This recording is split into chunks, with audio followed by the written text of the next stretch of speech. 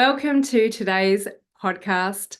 I am so honored to be able to share this story on behalf of Kirsten, the experience that we had over the last handful of years working together, both in groups and one-to-one. This is an incredible fertility journey. So I'm going to do my best because this journey started almost 3 years ago now. And I've had to compile different notes, memories, conversations, and Instagram posts to pull this together. Because as much as Kirsten, you know that I would love to have you on the podcast and interview you, I messaged her a voice message the other day saying, I don't think I'm going to be able to get you on the podcast, am I? So would you be okay if I shared your story in a case study style, talking about the journey that we had together? And I'm going to do my best to represent you and what I feel you would share as well. So Kirsten crossed my paths in August 2021, and she was on a fertility journey. She was working with an amazing integrative functional doctor who is now retired. I know that some of you are going to ask me, who is the doctor? She is now retired. But after a handful of miscarriages, her doctor suggested to her that she look at her emotional health. And I work with a lot of people who are recommended by their doctors, particularly integrative and functional doctors, to look at their emotional health. However, it's not very often that they actually get directed to where and who to work with. And thanks for the world of social media, I believe it would have been Instagram at the time, Kirsten crossed paths with my work. And I always have a little giggle about this because back then, I don't think I was actually that clear about the power of processing emotions. And Kirsten is one of those clients that I believe she believed in the process almost more than I did at one point. And so she's sort of turned into a mentor for me of sorts and helped me really lean into fully surrendering and trusting the process that I facilitate with my clients, which mainly is the release process, but there's a lot of amazing conversations and coaching that we have in between. So she talks about how the work is life-changing, and I thought what I would do is pull up the first post that I wrote almost 2 years after we worked with one another in celebration of what had happened. So it'll give you a little bit more context, and I want to give you the behind the scenes to explain this post. So I wrote, "He's here, safe and healthy. After working with Kirsten for almost 2 years, I received a message. He's here, safe and healthy. I won't lie, all day I was waiting for a message. I've been holding on to this testimonial for months, waiting for the right time to share. I'm so proud of Kirsten and her commitment to working on herself, her emotions, and her vision and desires. After 2 healthy births and 6 miscarriages later, there was still a desire to add a 3rd child to her loving family. Doctors and specialists told her she was too old, had to do IVF, and that if she was to get pregnant again, that she'd have to take injections and steroids due to a gene issue. Even a clairvoyant told her 3 was not on the cards, and she released on her. None of this sat right with Kirsten. Her regular doctor told her to work on her emotions, but not exactly what to do. Thanks to Instagram and a strong desire, she went searching, and we crossed paths. And we went deeper and deeper and deeper again. There have been so many incredible breakthroughs during her journey, plus a barrage of challenges thrown her way the last 5 weeks of pregnancy and many decisions to make. But she had done the work, created her foundation, and knew exactly where to find her answers. In our early days together, she inspired me when she said she wanted to be able to make grounded decisions, ones that aren't wavered by others' opinions and judgments. After all, she had been able to change her physiology, lowering her TSH. All she had to come back to was the basics of our work together.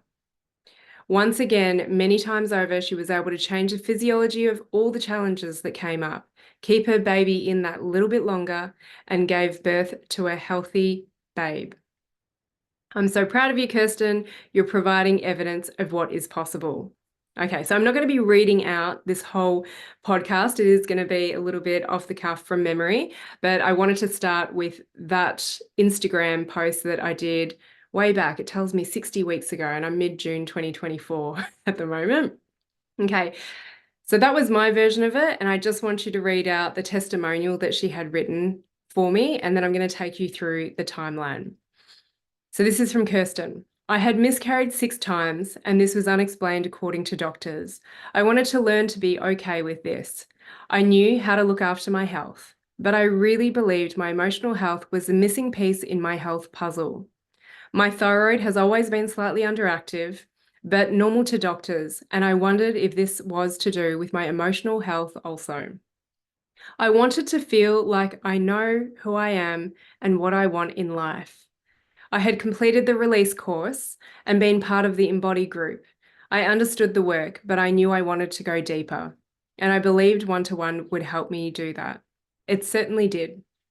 My experience of coaching with Jin was and is amazing. It has allowed me to go deeper into my healing, and I'm absolutely amazed at where I am today. It has been life-changing for me. I have had huge health benefits, one being my TSH reducing within normal range without medication after years of it being elevated. In emptying my emotional cup, I am able to regulate my emotions better and therefore can be available and calmer to help regulate my children's emotions. It has been wonderful for my relationship with my husband. Our heartfelt listening session together with Jin was a turning point in our marriage. Since then, we have been able to have regular heartfelt conversations with more openness and vulnerability than ever, and it has really strengthened our relationship. My biggest breakthrough was getting pregnant and holding on to this pregnancy after 6 miscarriages, closely followed by strengthening my relationship with my husband, closely followed by reducing my TSH. I am learning to step into my power and not be affected by others. I am more sure of myself. I know what I want, and I know and live by my core values. I feel calmer and more at peace with where I am in life. I'm filled with so much gratitude for my life and who I have in my life. I love all of the coaching. I love our sessions, the heartfelt listening with my husband, the ongoing support. I love now being able to sit back and realize how far I've come. I'm excited about my future. I feel so much better prepared to handle whatever life throws at me. I have my foundation set. I am connected well to those I love, and I feel supported. It has allowed me to go deeper into my healing, and I'm absolutely amazed at where I am today. Okay, let me come back to my notes. I love being able to relive this story. I have celebrated Kirsten many times on my masterclasses, and sometimes she comes and resits courses, and there's just more and more layers. So I hope I do this story justice. Let me scroll down.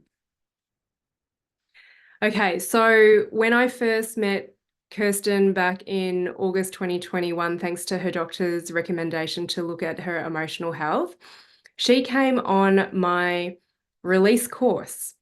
She had a 4-year-old and a 7-year-old, a son and a daughter. And I knew that her history, she shared that her history, she had quite a few miscarriages. So she had one between her son and daughter. And then after having her son, her second child, she had another 4 miscarriages. And what was really exciting is that she actually got pregnant during the release course. Now, she did end up miscarrying, and she came into one of my ongoing group coaching programs called Embody. And the reason I share this is that she started with one of the first things I had, then she went the next step, and then she went the next step. She didn't say, oh, this doesn't work, I miscarried, and then she pulls out completely.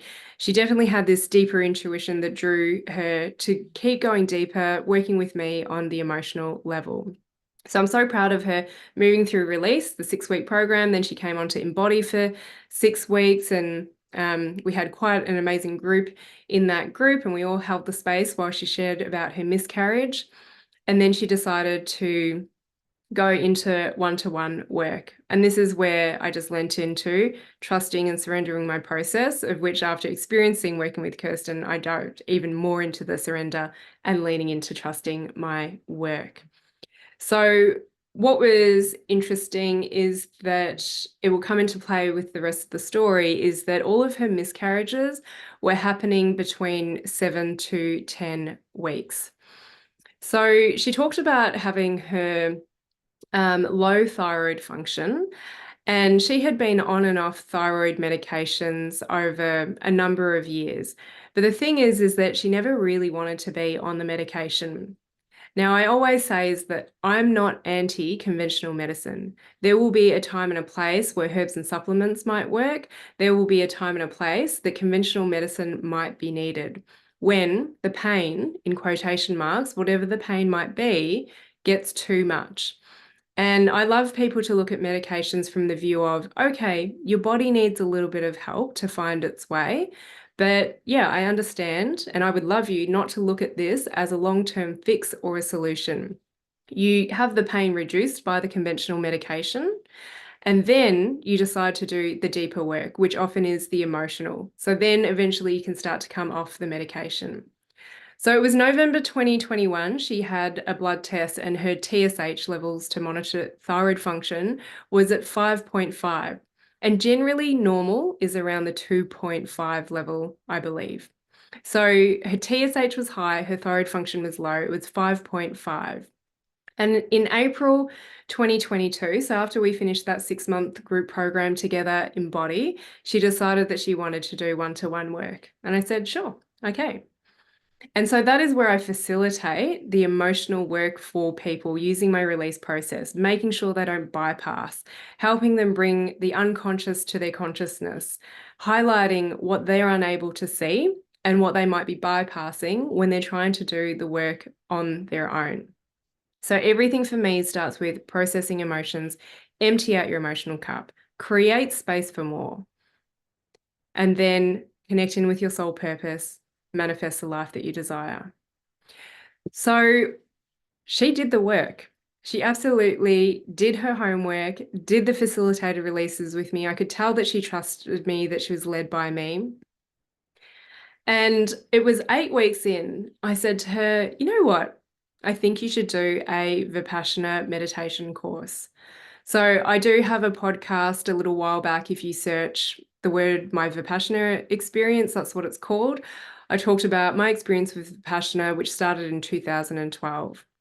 Now, I've sat a few 10-day Vipassana courses, including whilst I was pregnant. It's not something that I have done in the last 9 years since I had Violet, but it is still something that I do recommend, and maybe one day I will go back and revisit it. And it's been one of very few of the pivotal experiences that I've had in my life. And I don't always recommend it to people, and it's different timelines that I will recommend it to them. But I said, I think that you should consider going to Vipassana. Now, she's got 2 young kids. She was a full-time mum, and her husband worked full-time. And what we actually had to navigate was leaving her kids and being out of contact for a full 10 days. But again, credit to her, she made it happen based on my suggestion, based on my advice.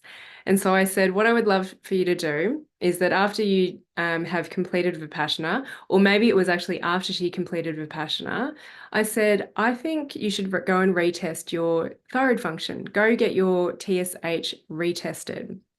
So November 2021, her TSH levels were 5.5, and we'd been working together, and then it got to, I think March actually, she did have another retest that was still showing that she wasn't, that it hadn't really changed. She wasn't on medication. She didn't want to be on medication. She wanted to do this naturally. And again, we discussed it, and I said, look, you might have to go on medication, but my work is about helping you come to peace and recognize why is it that you don't want to receive support if you need to. So March, it was still high. April, we started working together. We'd done 8 weeks of the emotional work, plus a whole bunch more, and then she was off to Vipassana. When she got back, she did get the TSH test done, and she had changed her physiology. Her TSH levels were below 2.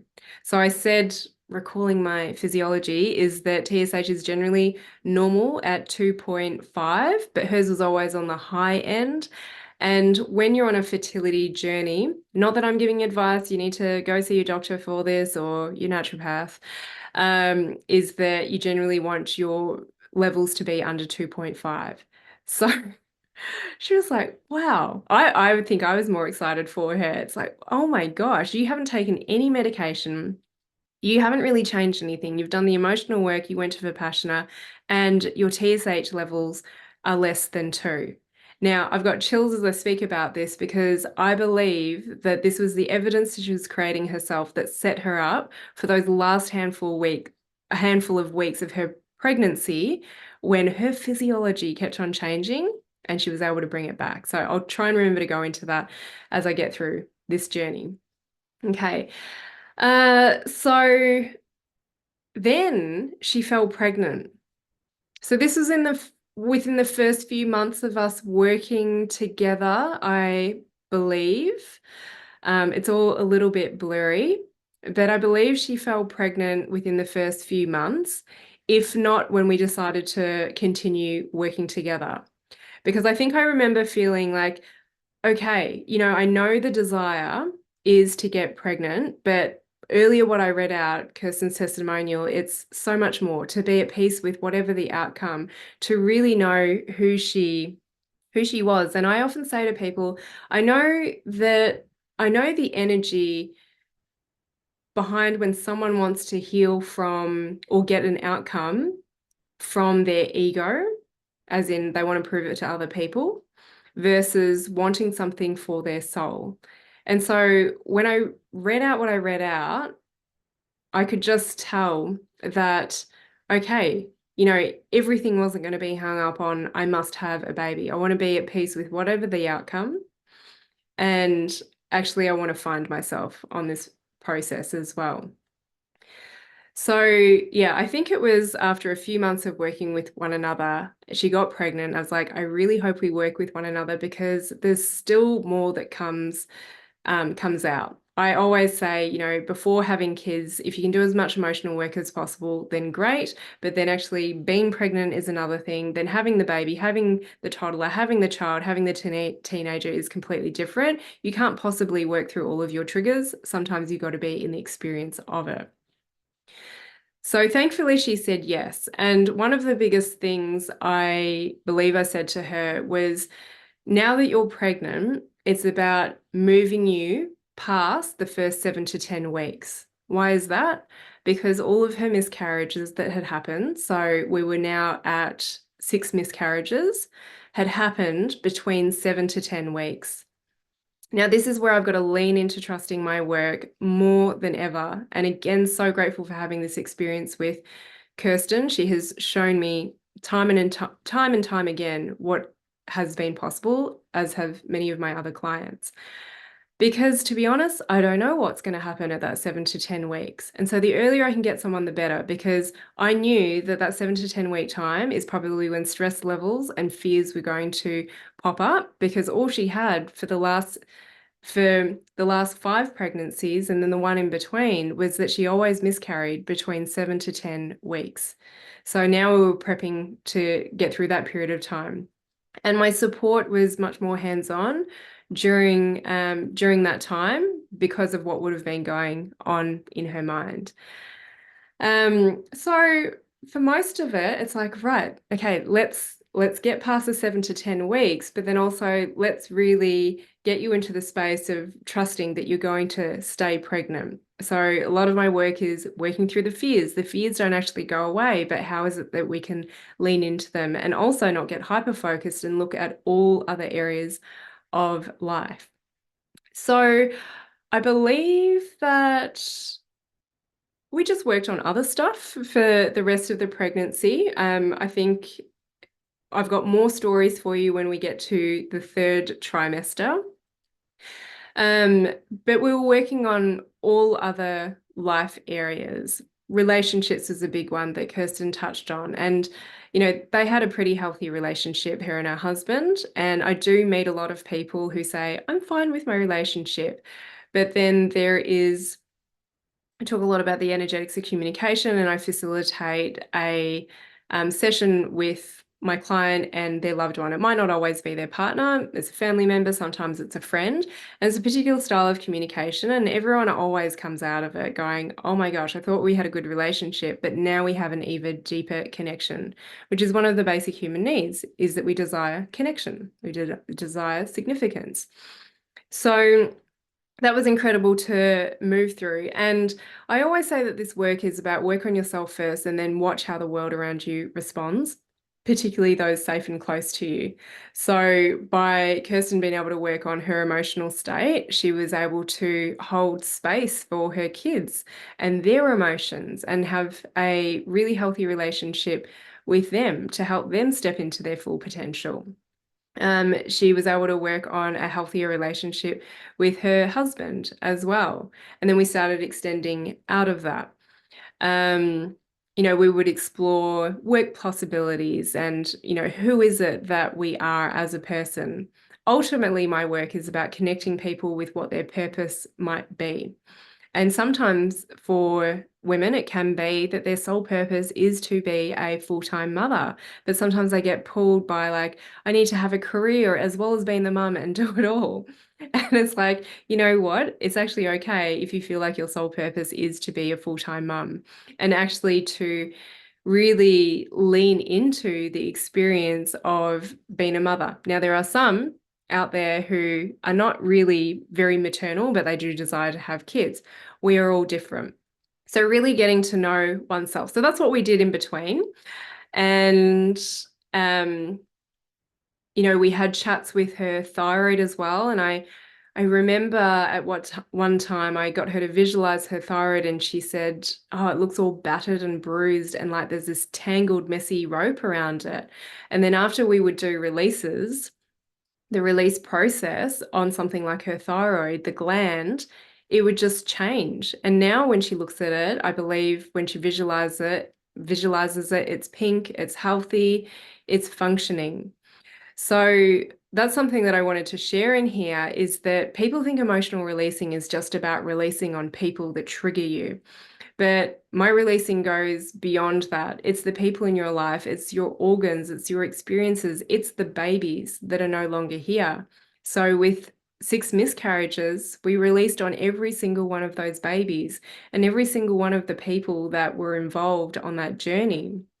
So it can be not speaking specific to Kirsten's experience, but I will help people process on stillbirths, abortions, miscarriages, and it's also connecting with the baby that's not in this physical world, but it is about releasing on the people that may have been trying to support but not actually supportive. So that can be family members, it can be the doctor, it can be the nurse.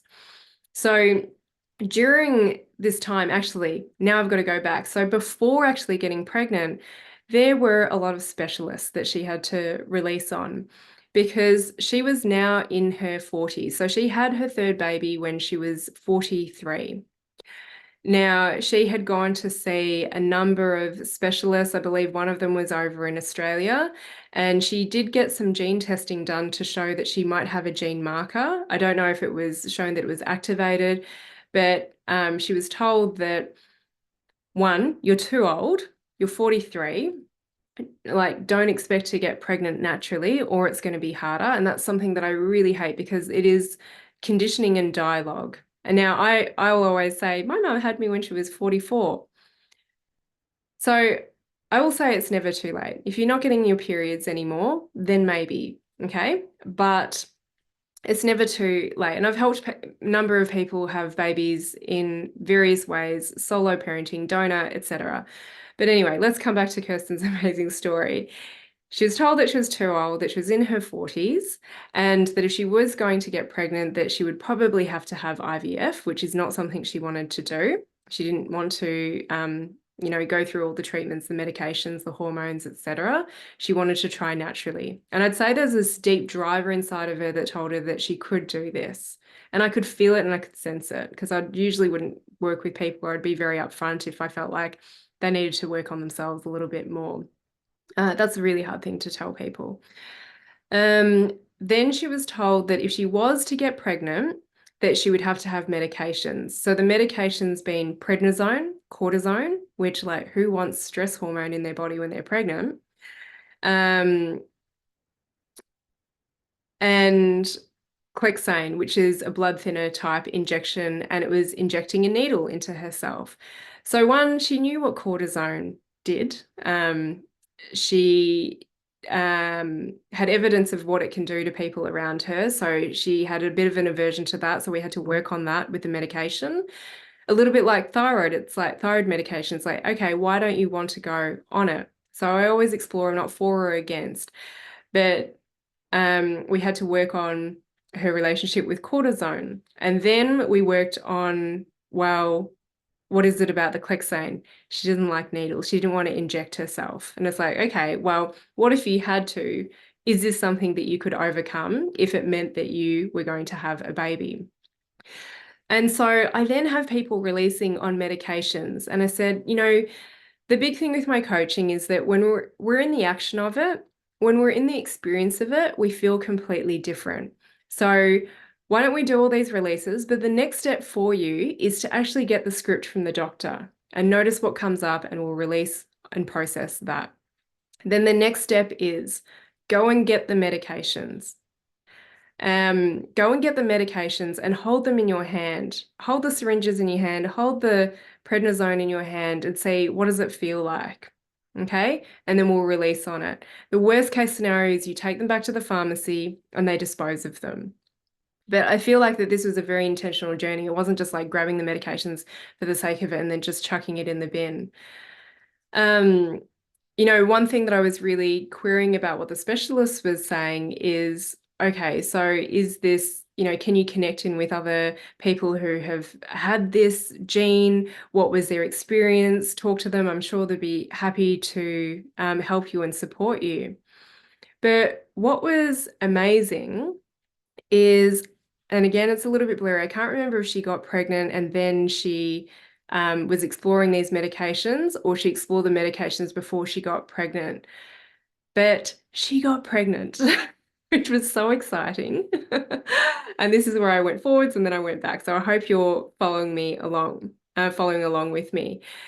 But what was great is that she did. One of her desires was to be able to make grounded decisions for herself and not be influenced by what other people said, but knew that her decisions really came from within herself and that she was able to support herself.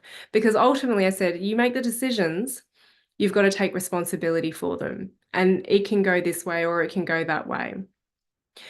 So what was really cool is that she never had to take those medications. I believe they went back to the pharmacy, they got binned. She didn't have to inject herself with blood thinners every day. She didn't have to take the prednisone. So this is where I'm a little bit miffed. It's like, okay, do you have the gene? Do you not have the gene? And actually, did you even have to take that stuff? Or do they just give it to everyone because it's their protocol and they're not treating you as an individual? Okay, so then fast forward, I believe most of the pregnancy was pretty good. There was a little bit of swelling that would come up every now and then, but we also knew that this was her constitution. And actually, one thing that was really interesting that came up is that all of a sudden her hands and her feet would get really cold.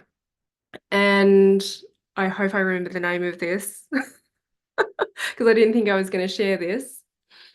But I knew that was unusual for her constitution to present with cold hands and feet.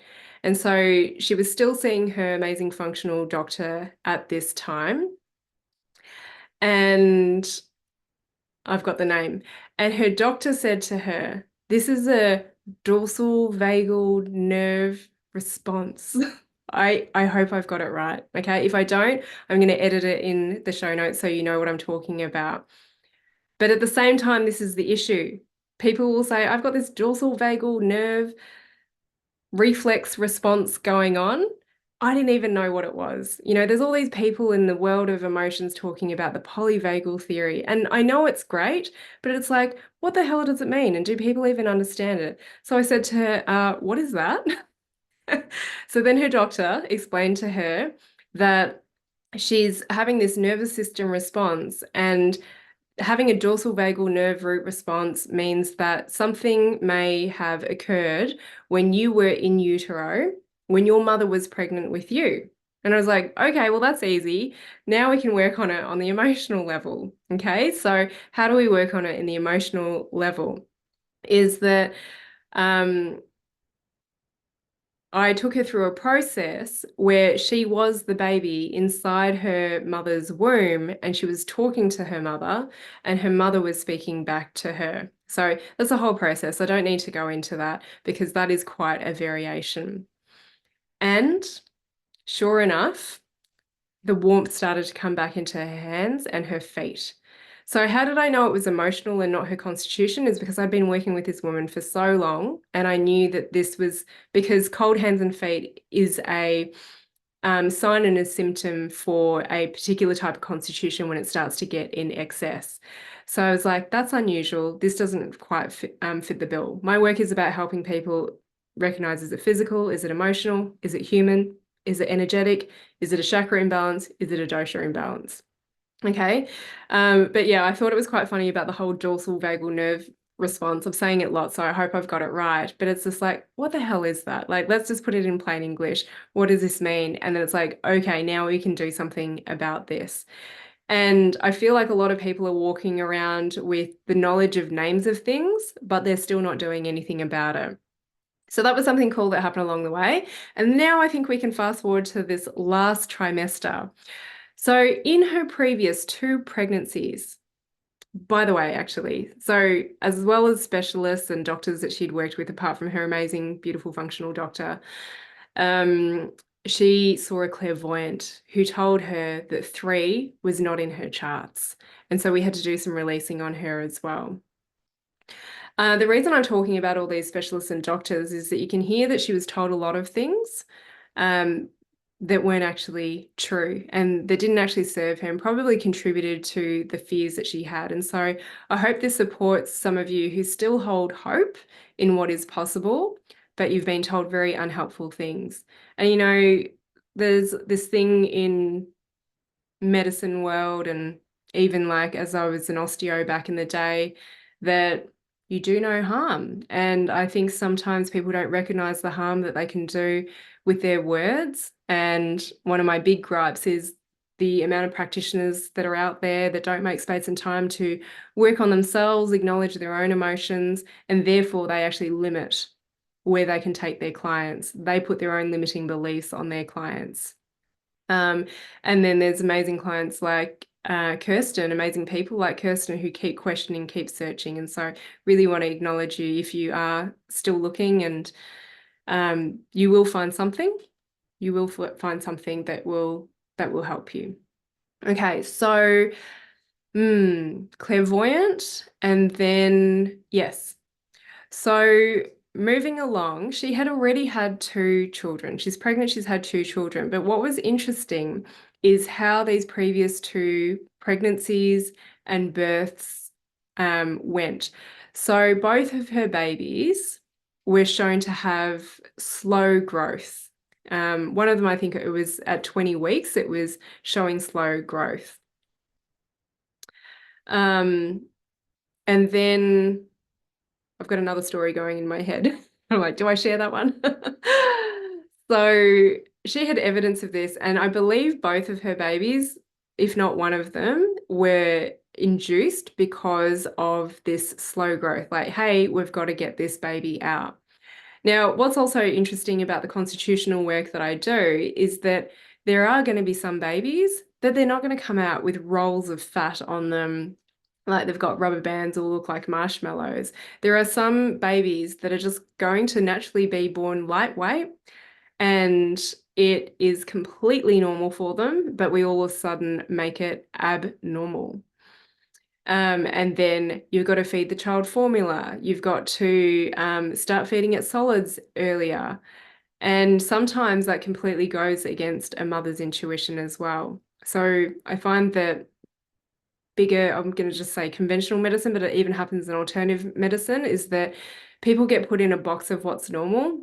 And we don't consider that outliers are actually completely normal as well, but they're just not as common. So this was an interesting thing that we had to also dive into during our time together. And obviously she didn't want to be induced. She didn't want her baby to have to come out early. And this is where I believe all the work that we had done really set her up for this last 5 weeks of the pregnancy, where all sorts of opinions were getting thrown at her. It's like, oh, your baby stopped growing. We might need to get it out, 36 weeks, 37 weeks. And one of her desires is, I really want him to stay in until 39 weeks. I can't remember if she knew if it was a boy or a girl at the time, but my goal is that he stays in until 39 weeks, because we know a lot of development can happen with the lungs during that time. She obviously didn't want her baby to have cortisone if it was to come out early, to help with lung maturation and all these sorts of things. So thankfully she had done the work. She was very good at facilitating the work herself and sharing with me, and also just leaning into all the support and the coaching that was provided. But of course, hearing this is like, oh my gosh, it's happening again. But instead of handing her power over to them making the decisions that you have to be induced, your baby has to come out early and be given this and that, she advocated for herself. And advocation for yourself doesn't mean that you just say how you want it. It's you get to express how you feel. You get to have a discussion with people who are often more experienced than you in some ways, and be open to feedback and come to something that feels good for both of you. One of the issues with most people that I work with who have been through the medical system is that they feel like they haven't been heard. They feel like they were forced to do certain things. There was no discussion. It was more of a fight and then a giving in. So she was able to advocate for herself, discuss things with her midwife, build relationships with the midwife, talk to the specialists and talk to the doctors. Around her wants and needs and her desires and what could she do, and also be open to the feedback from them. Then it came a little bit later, I believe her blood pressure started going up, so then preeclampsia becomes a bit of a concern. Now, blood pressure goes up, but then there's other signs to look at as well. So she had thankfully built a really healthy relationship with her midwife, and I believe there was another one that had to step in for a period of time. And this is where I believe the experience of changing the physiology around her thyroid function in that first 8 weeks and during Vipassana, it's like when shit hit the fan with these challenges, because so many popped up, I just had to bring her back to the work. Now, if she hadn't done the work, I don't think I would have been able to get her to do the work, because she would have been too much in a panic. So that's why I'm saying doing the work before you need it is so essential. And then you get the test to be able to bring it in when the stress levels hit, when you actually need to call on it. So this required trips to the hospital, conversations, all the things that she didn't really want to do, but also in a way had to do to be able to have the conversations and advocate for herself. Every single time she was able to get them to hold off for a little bit longer, ask for what she needed was, I need to go home and I need to be able to relax. And she was able to influence her physiology. Her blood pressure would drop down. I think at some point she maybe had some urine markers, or there was liver markers. It was one or the other, or maybe both. But they always gave her the time. And then when they retested it, because she would push them to retest it, the levels would come back down. And she got to 39 weeks. Now, I'm sorry, I did not look at my notes. I cannot remember if she was induced or not, or if it all just happened spontaneously and naturally. I know that if it was induced, she would have had a conversation around really creating the plan for this. But she got to 39 weeks. I'm hoping I don't have to go back because I forget, because I might have forgotten something. But she had her baby at 39 weeks. And he came out healthy. I think, yes, he was a little bit on the light side, but this time she didn't necessarily give in to everything that they said because she had learnt a lot about different constitutions. And it's like, hey, Kirsten, what if it's just normal that you have lightweight babies? Because now you've got, I can't remember how old her son and daughter were now after all of these years, like maybe 8 and 6 or so. I know that they were both at school, but it's like, look at your kids. They're perfectly normal. But when you had them in that last trimester, when they were born, all the doctors were telling you there's things wrong with them. There's nothing wrong with them. So now we're taking this experience from the past and we're going to recreate this. And you're going to advocate and you're going to know that you know what your baby actually needs. So she had a healthy baby boy. This desire to add a third child to her family had come to fruition despite 6 miscarriages, despite her thyroid markers and this gene thing that she'd been told, despite being 43 years old, and the clairvoyants telling her things and the specialists telling her things. And I think it's absolutely incredible. And so Kirsten has, I always keep in touch with her. I just voice messaged her recently to say, hey, can I, by the way, oh my gosh, her son, Luca, is 1 year old. um, and I think that we, at the time, I would sort of see people in 6 month blocks. And, you know, the first one was, oh my gosh, yes, you're pregnant, but can we please continue working with one another? And then it was, okay, we're about to finish, but you're 3 months away from having your baby. And thank goodness we worked together. Um, because of all the stuff that happened in the last 5 weeks of the pregnancy. But hey, there's now this postpartum transition because I knew how things had gone with her previous pregnancies, the evidence that she had created, and we wanted to break those patterns and create something new. I mean, I've got other stories of people having babies and I say, we can't just keep on popping out babies and see if we've learned the lesson. You know, we kind of all have a bit of a limit. So um, we then had another 3 months after she had Luca to work with one another, which was really beautiful because there's this element of like, now can you lean into the support? Can you really be present with your baby? Even though you've got 2 other kids, how can you also give them attention, but not feel guilty about this space? Because oh my gosh, you know, anyone else would just walk past and go, she's got 3 kids, but not see the behind the scenes and this journey that I'm so honored and grateful to be able to share with you. So yeah, like the voice message the other day was like, hey, celebrate this. And have you celebrated? Because this is the next thing that I was really on Kirsten's back about is like, have you celebrated? Like she's just would always say, I just cannot believe that he's here. And I'm like, you've got to believe that he's here. You've got to believe you're pregnant with him. You've got to believe he's here.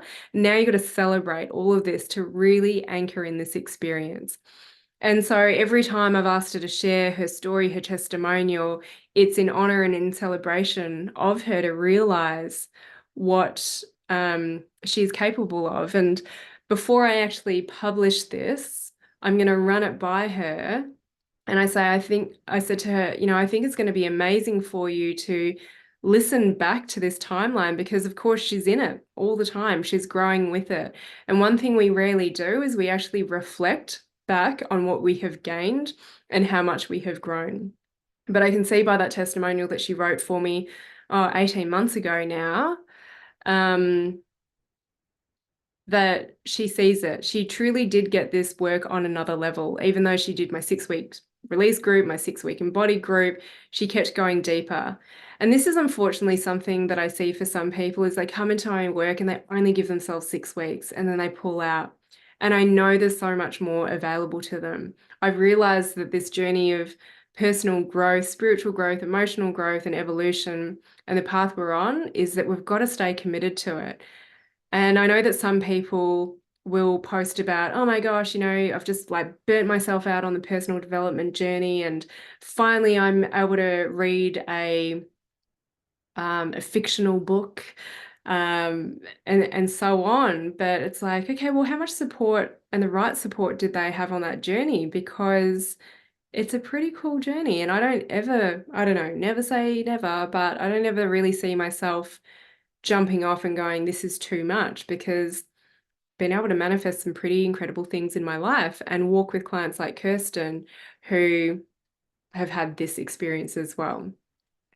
And there's always a few tears whenever we're sharing with one another, just to go, holy cow. And, what is the next handful of years going to look like?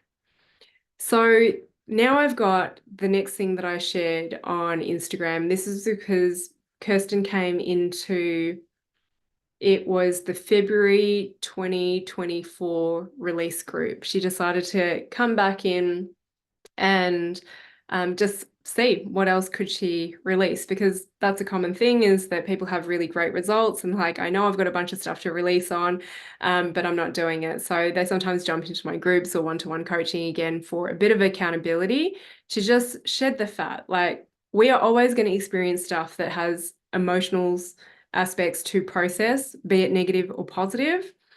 But the aim is that we don't store more baggage that's going to hold us back from living the life that we have the potential to live out. Okay, so, all right, I'm going to read what she shared in the release group. It was just so good. And I'm like, wow, after all this time, and we hadn't been working with one another for quite a few months, I was like, she's still doing the work. Okay, so I talk about triggers that we have, and triggers aren't just people, but they can be places, they can be things, it can be smells, it can be sounds that elicit an undesirable response in our body or an undesirable manifestation. And she got on this call, and Kirsten always just has this really calm demeanor about her. And at times in releases, I was like, really? Are you not more angry? Like, do you want to like raise the volume a bit? But she never was. She just had this really calm demeanor about her. But then she got on this call, and am I allowed to swear in podcasts? I think I am, because she swore. Okay. She said, today was the first time I walked past the fertility clinic. I felt my shoulders go back. I felt space in my throat, space in my chest. I did a happy dance and thought, fuck you, I got what I wanted. And so we're all like, oh my God, Kirsten swore. And this is so good. This is what somatic experiencing is. This is what releasing on a somatic level is. I was having a conversation with someone who's done a lot of my work in the past, and I've got a social post that I want to post, is that I don't tend to use the word somatic, or I think the other one was regulate. Even though I know Kirsten said that she's like, she can emotionally regulate. That is amazing. But I just think that these words are just so thrown out there, and a little bit like you're having a dorsal vagal nerve response, but it's about the integration. So this story is what dropping in on a somatic level is like, and actually removing the triggers by going through the experience of emotional processing, which isn't always uncomfortable. So let me read it again. Today was the first time I walked past the fertility clinic. I felt my shoulders go back. I felt space in my throat, space in my chest. I did a happy dance and thought, fuck you, I got what I wanted. Now, I remember saying to her, it's like, can you please go back and tell them what you got? Not out of a like F you, but it's like, hey, you know what? You guys are specialists. People hold your opinions in high regard. They see you as the authority. They take your word for word.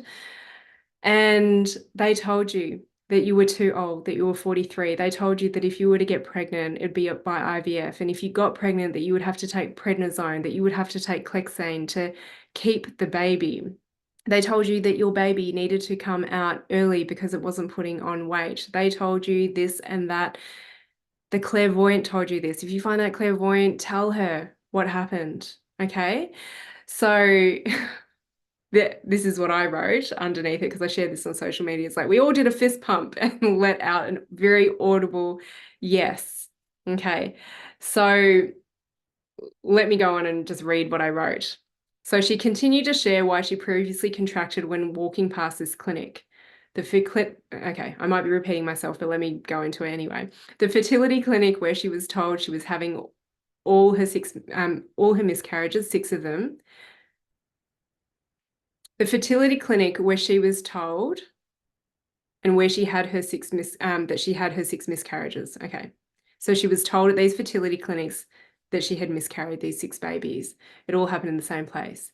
Because you're too old, you're 43. Okay, then she was told as well by someone there, you're lucky because you've already got 2 children. That's something to process on. That if you want, you can get pregnant, but go on these steroids, but there's still no guarantee that you need IVF. But she knew that there was another way, the emotional processing way, to manifest all that she wanted. Baby 3, Luca, is well and truly here, and she didn't need any of the things that she was told. He was conceived naturally, held naturally, born naturally. The journey continues to land, and I love it. So this story is twofold. The power of this woman to access what was within. That's the biggest message to share here. And for practitioners, specialists, and people like this who project their own limiting beliefs, some will believe you. I'm here for those who know there is another way, the truly holistic way that embraces and impacts all facets of your life.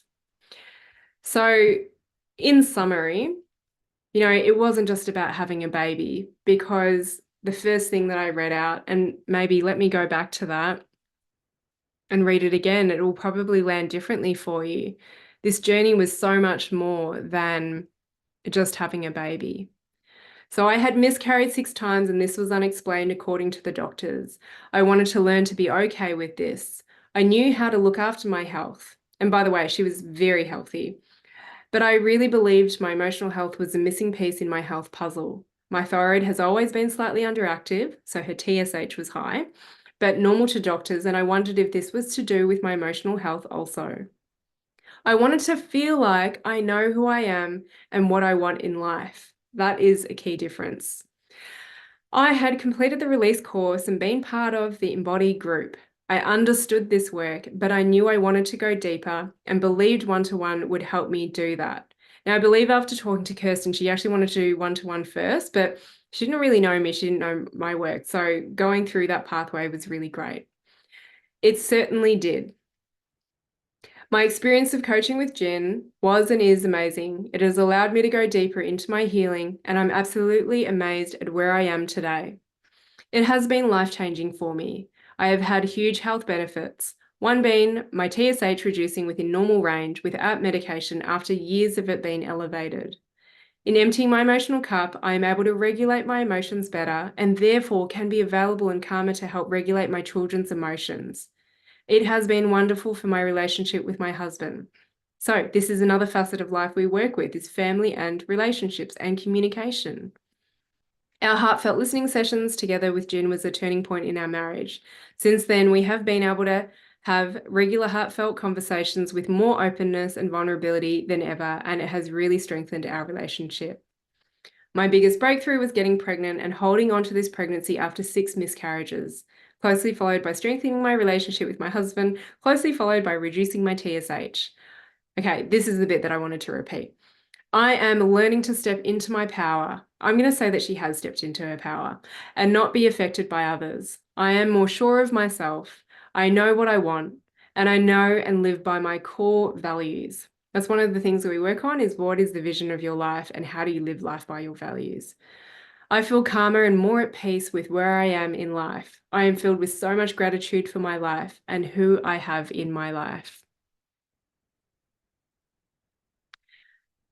I love now being able to sit back and realize how far I've come, the power of reflection. I'm excited.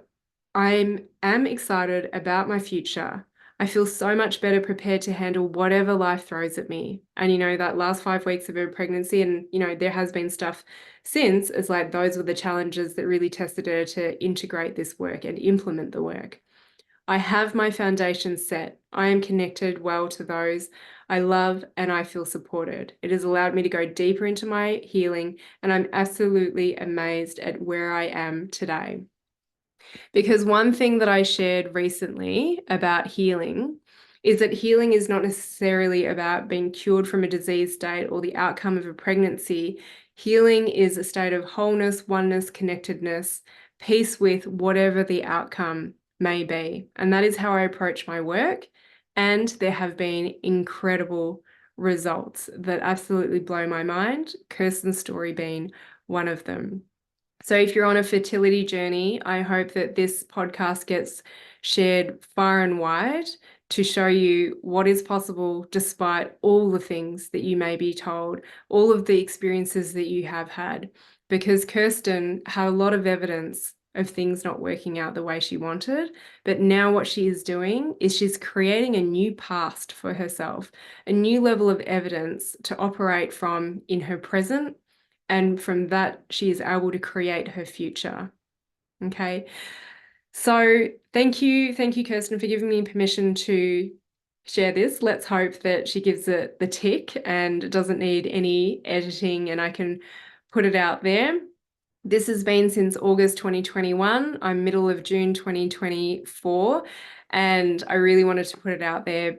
I will never forget this story, but the timelines are already getting a little bit blurry. So I want to capture this, and who knows, maybe one day we will get Kirsten on the podcast so that you know that she is well and truly a real person. But many of the other people in my groups have been graced by her calm demeanor. So thank you again, Kirsten, Luca, and your family for letting me share your incredible story. I hope you know how amazing you are. And thank you for teaching me so much about surrendering to my own process and being able to tap into beyond what I ever thought was possible. So process your emotions, everyone. You can check the links in my show notes to find out how it is you can work with me, whether it be in a group or one-to-one. It will always be an honor.